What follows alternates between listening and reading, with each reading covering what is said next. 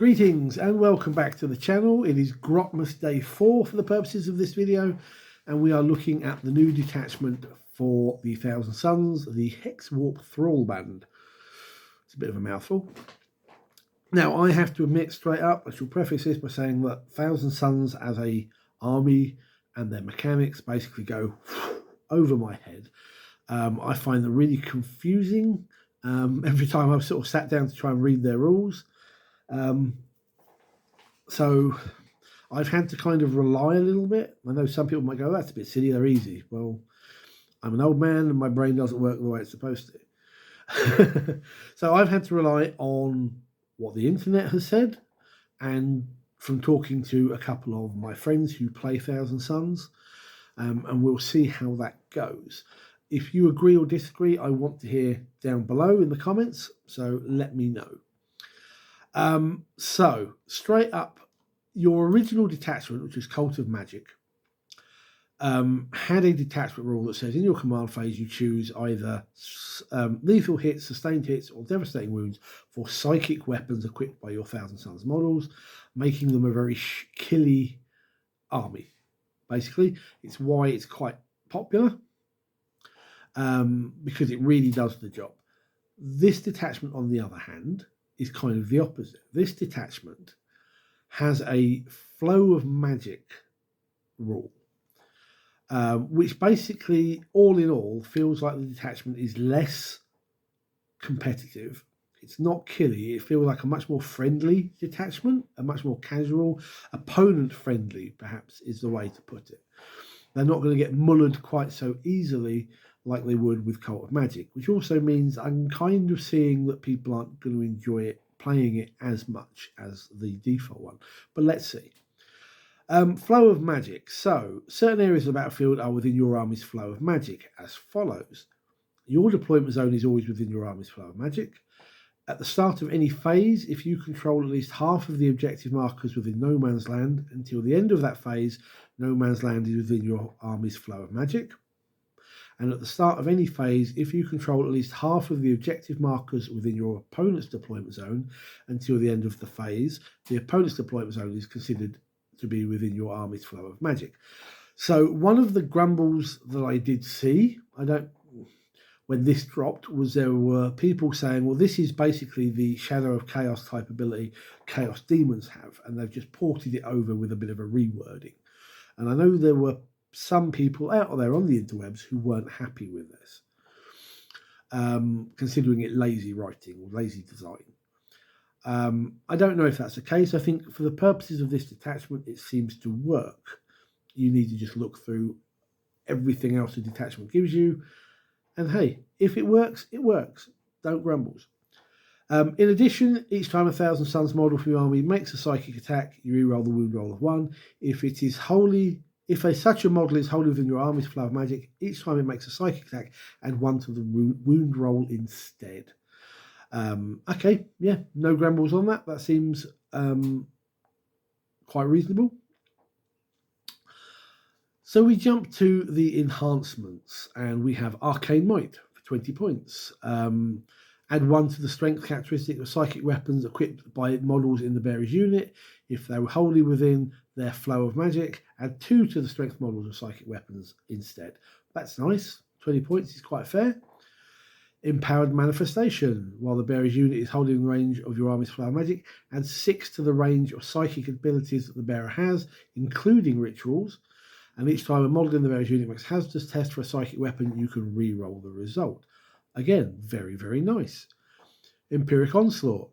While the bearer's unit is wholly within your army's flow of magic, add 3 to the attack characteristics of ranged psychic weapons equipped by the bearer. So only the character, but that's 3 extra attacks. That's nothing to sniff at. 25 points, probably not bad for that. And then you get an odd one, or at least it looks odd to start with, which is Noctilith Mantle for 15 points.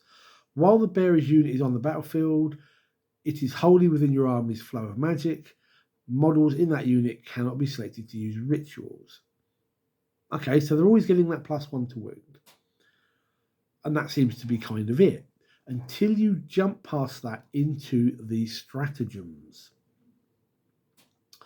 And the first one is Warding Hex. In your command phase, 1000 Sun Psyche unit from your army within range of an objective marker you control.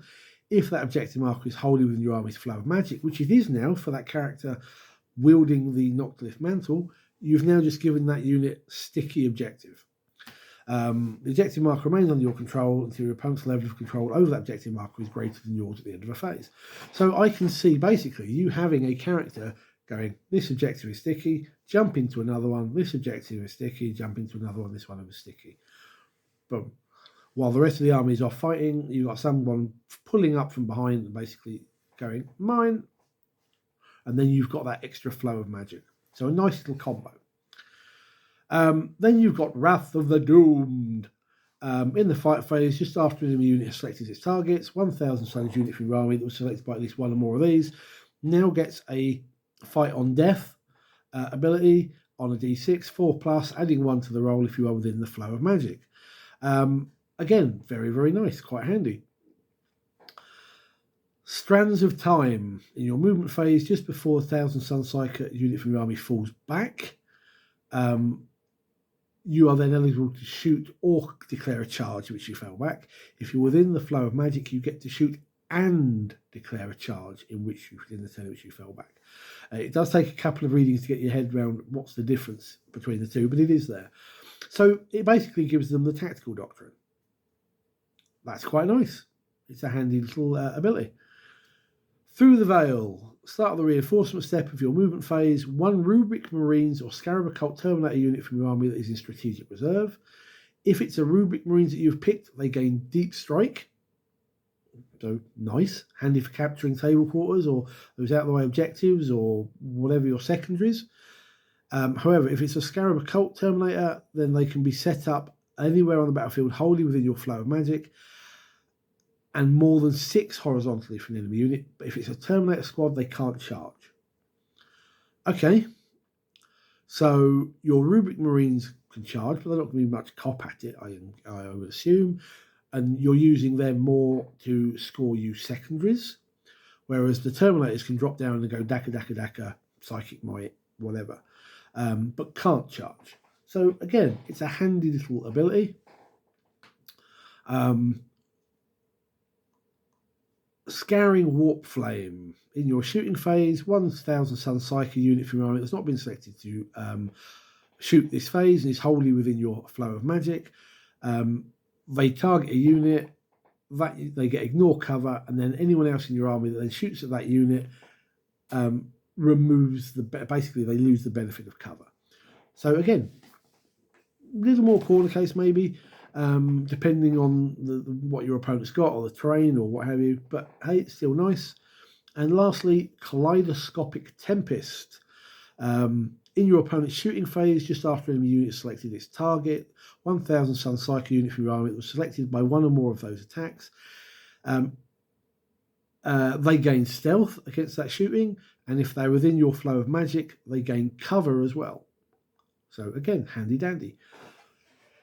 What stands out to me on this is this. This is a very generic detachment. I like it. It's fun and friendly. It has the opportunity to do some nasty stuff, I'm sure, in the hands of a really good player. But this is a much more friendly, casual, I'm not going out to try and just annihilate you like Cult of Magic does. So, the reason I sort of say that is the enhancements are nice. They do nice things to boost that unit that they are within. But ultimately, the secondaries are not focused like I would expect. They're kind of very generic. If this situation comes up, you can do this. And that's why, in a way, I don't see it being a particularly popular detachment. But to be honest, I like it.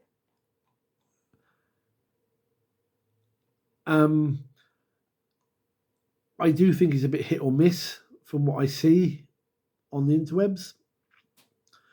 Some like it, some really don't, it seems. But I would rather face this on the tabletop than Cult of Magic any day. Much more fun and friendly. So that is the Thousand Suns detachment, the Hex Warp Thrallband. That is, they really need to come up with some names that are much easier to say. What are your thoughts on this one? If you're a Thousand Suns player, yay or nay, let me know. Anyone else, if you agree with me, would you much rather play against this or Cult of Magic? What are your thoughts? And if I'm missing something, because Thousand Suns, as I say, go whoosh over my head, let me know and let me understand this a little bit better. That's Hexwarp Thrallband. Thank you for watching. I look forward to seeing your comments down below. Give me a thumbs up, hit the subscribe button, and I'll see you in the comments and in the next video. Take care and good gaming.